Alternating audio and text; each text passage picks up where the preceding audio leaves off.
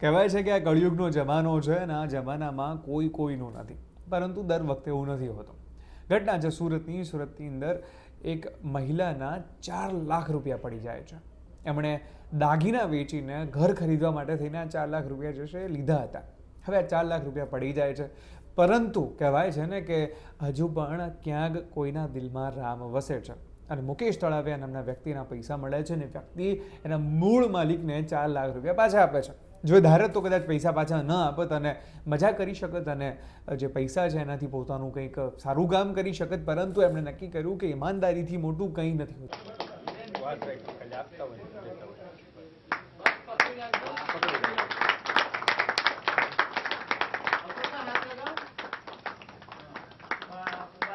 પતિ જ્યારે સોનીની દુકાને બેનના ઘરેણા વેચવા જાય ને અને એ રોકડ રકમ પડી ગઈ અને એ ભાઈ શ્રી મુકેશભાઈને મળી છે, એ પણ ભાડાના એનો આત્મો જો હોય ને આપણે વાપરીએ એનો કોઈ મતલબ નહીં.